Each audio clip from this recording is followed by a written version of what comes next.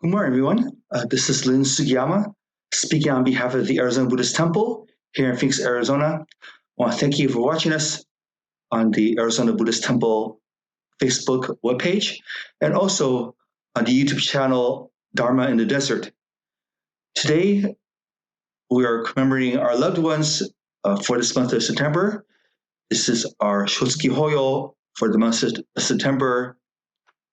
We remember our loved ones who passed away during this month. Let's begin with the adoration. Please join me in Gasho. Let's put our hands together.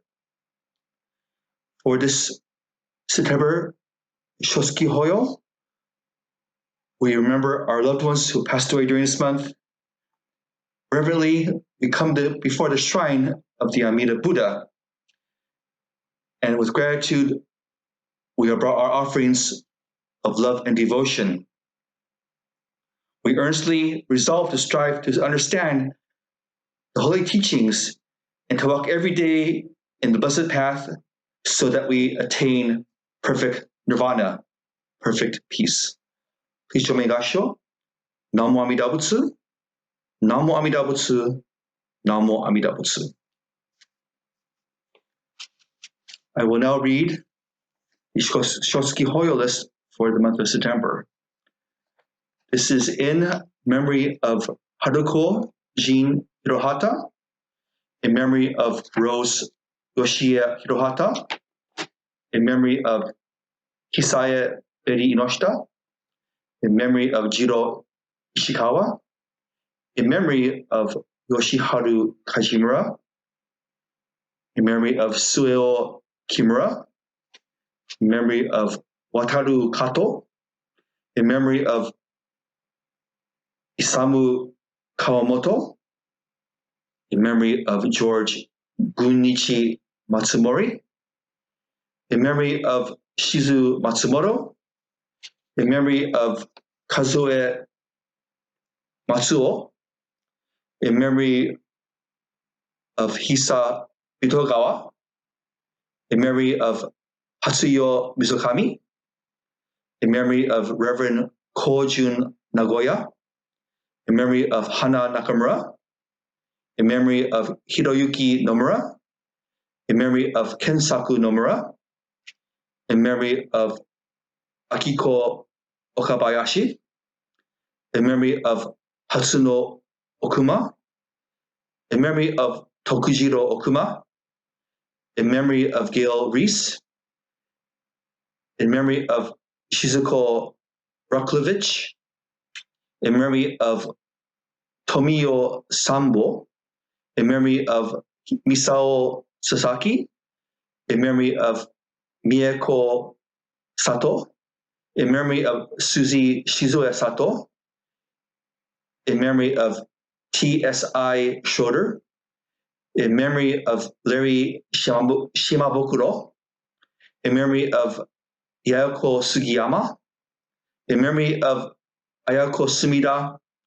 in memory of Kimiye Tadano, in memory of Tomoko Tanaka, in memory of Yoshitaro Tanaka, in memory of Soyomatsu Tsutsumida, in memory of Kama Shichi Uema, in memory of Hitoshi Yamamoto, in memory of Isao Sam Yamamoto, in memory of Sojiro Yamamoto, in memory of Sueto Yamamoto, in memory of Masae Mali Yamashita, and in memory of Eiichi Yoshida. These are the lists for the month of September. If anyone has been left off, on behalf of the temple, we deeply apologize. Please let us know of anyone, loved ones who are left off on Shotsuki Hoyo list. Please join Gasho. Namo Amida Butsu, Namo Amida Butsu, Namo Amida Butsu. Reverend Greg Gibbs from the Pasadena Buddhist Temple has graciously given us his Dharma message. So please listen. Again, please enjoy your day and please be safe and healthy. Thank you.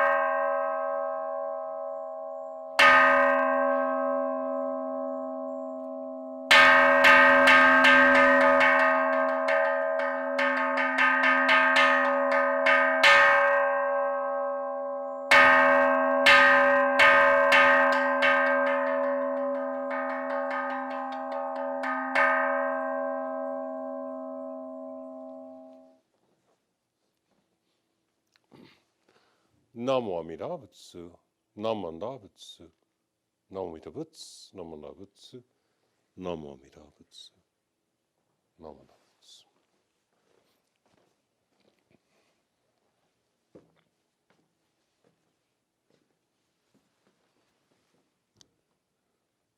Namo Amida Butsu.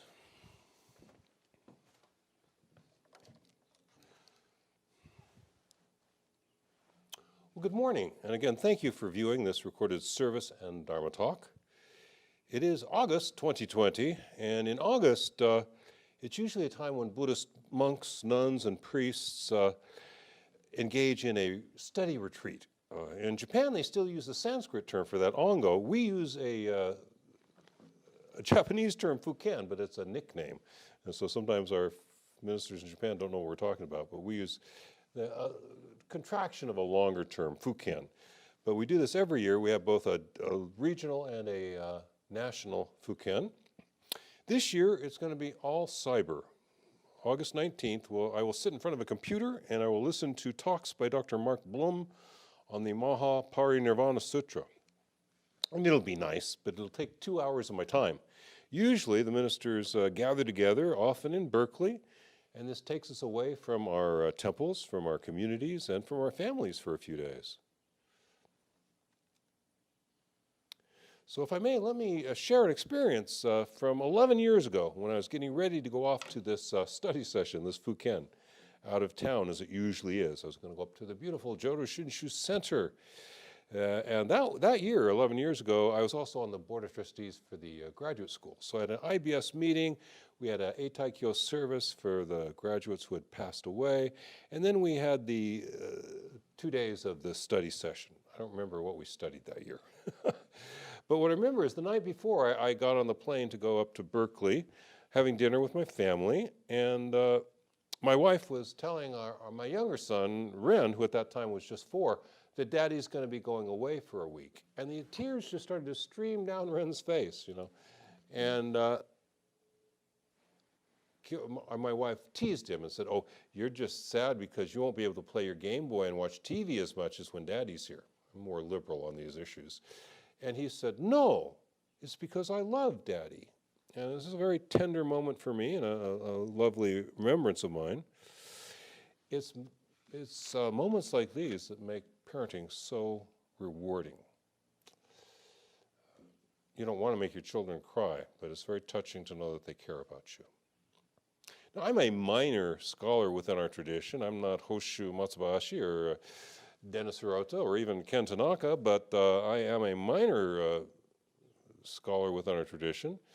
And I point that out because, you know, even the scholars, even the people who are top scholars, in our day-to-day living, we come down to some very simple principles.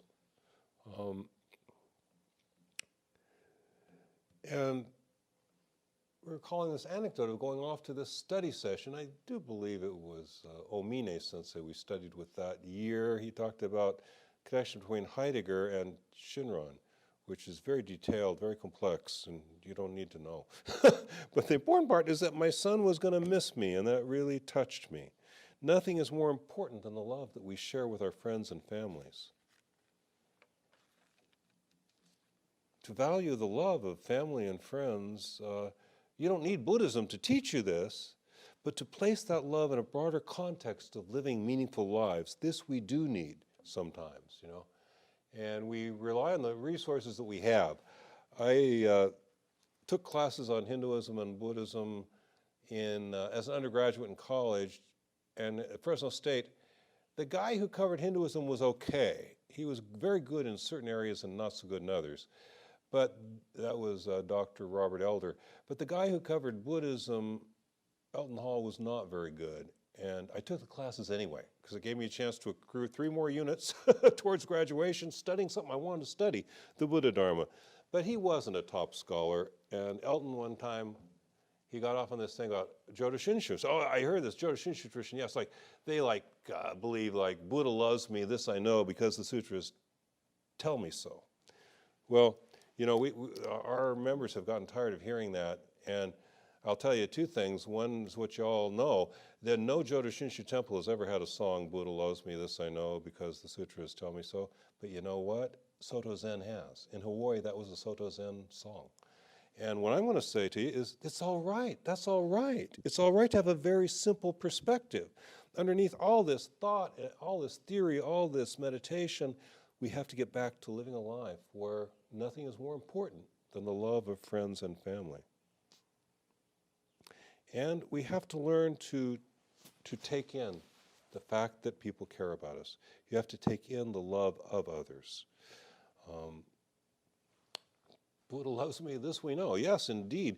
Honen, Shinran's direct teacher, had a comment about this. You may not have thought that's what it was about, but Honen has the famous poem. I'm not a poet, so I'll give you my prosaic translation. Honen's poem about the moonlight is, "The moon shines upon the whole world, neglecting not even the smallest village.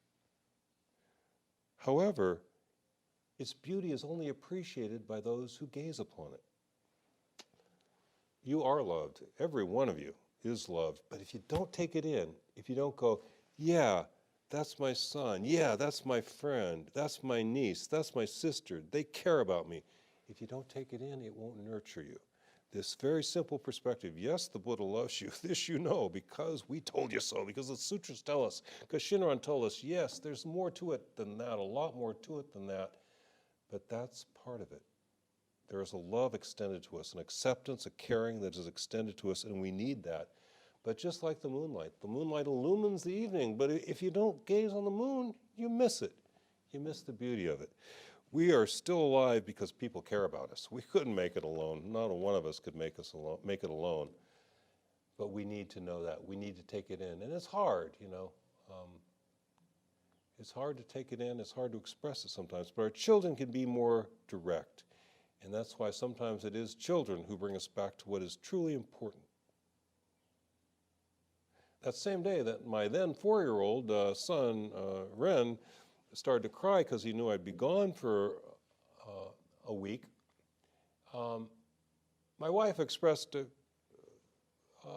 wonder about life after death. She said, I don't know if we really go to the Pure Land when we die. I don't know if there's really life after death. We still think those thoughts. Priests and ministers still think those thoughts on occasion. But my then 4-year-old son simply said to her, well, no, you say the Nembutsu, so you're going to go to the Pure Land when you die. You think he's wrong? He's not wrong. It's simple, a very simple way of putting it, a very simple truth. The truth can be put in complex ways, and sometimes we need to hear that. Adults need to hear that sometimes, but we also need to hear the simple teaching too. It's all right to think in simple terms about life and love, and about religious concerns, and in fact, it is inevitable that we think in rather simple terms about these complex matters. So let me close with my oft-used analogy. Are you enlightened yet? Probably not. Am I enlightened yet? No. You and I are riding a vehicle which will inevitably take us to enlightenment. We are going to pull into that station. It's like we're on a train. The rail is there. There's nowhere else that train's going to go but enlightenment, awakening, beauty, truth, and goodness. We will one day awaken thoroughly to truth, beauty, and goodness. We will one day. Join me in saying the Buddha's name a few times in closing, if you would. We rely upon the source of limitless wisdom and endless life. Namo Amida Butsu, Namo Amida Butsu, Namo Amida Butsu, Namo Amida Butsu, Namandapats. Thank you very much.